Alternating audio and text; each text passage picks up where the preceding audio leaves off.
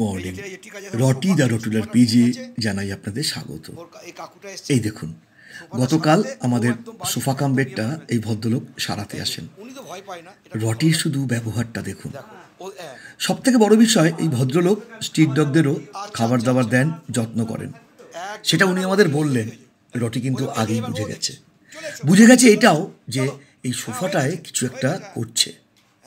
ভালো করে উঠে দেখছে, ভদ্রলোককে দেখছে, পুরোটা বুঝে নিচ্ছে। অনেক কিছু বলার পর যখন বললাম চলে আয় বাবা, সে চলে এলো।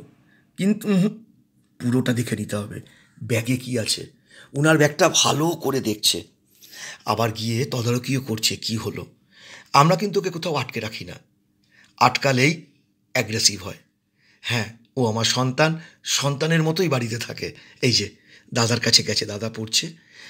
দাদা পড়লে চলবে না, বলছে চল, এখনই চল, ওখানে গিয়ে দেখ ওই ঘরে কি হচ্ছে। শুধু দেখুন, এই দেখুন রটিকে কি সুন্দর লাগছে দেখুন। দাদাকে সঙ্গে করে নিয়ে এলো, এই যে পুরোটা দেখছে। আবার দেখুন ওর মায়ের সঙ্গে বসে বসে কি সুন্দর দেখছে। আমি চেষ্টা করেছি রটিকে এইভাবে তৈরি করতে। আশা করি এই ভিডিওটা আপনাদের খুব ভালো লেগেছে।